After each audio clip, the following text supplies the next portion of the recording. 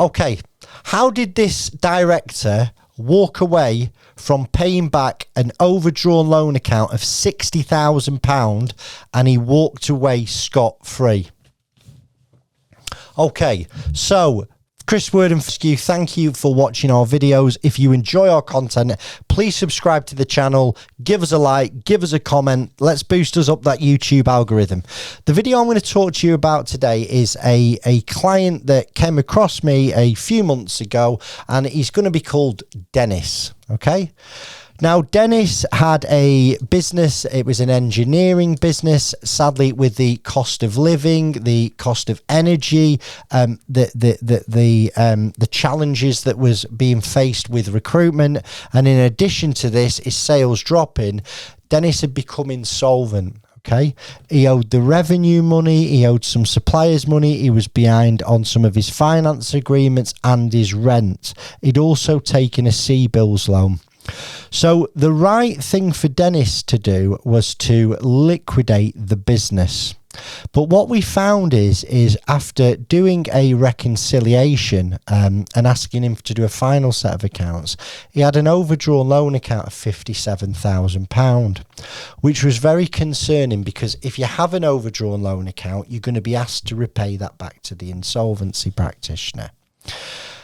Now, the £57,000 overdrawn loan account that Dennis had, what we had to do is had a look and to see if we could recover anything from Dennis. Now, the reality was Dennis had recently become divorced.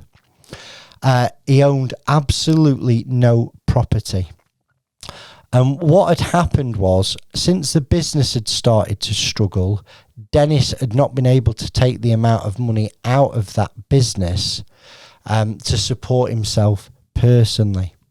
So when it come to the crunch, the insolvency practitioner had no way of recovering any funds from Dennis whatsoever. There were some assets sold. There was some machinery, there was some cash in the business account. So there was a small dividend paid back to his creditors.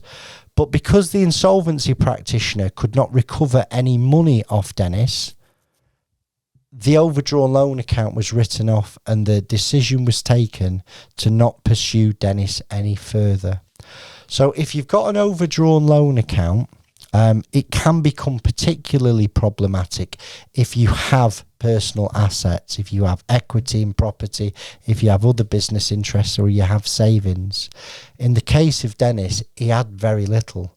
And because he had very little, it wasn't commercially viable to start legal proceedings against Dennis. You know, they may have been spending 10, 15,000 to try and recover nothing. So in Dennis's case, his overdrawn loan account got written off. If you've got an overdrawn loan account, or you're going into liquidation and you want to find out what the personal consequences might be for you should you make the decision, please get in touch with us first.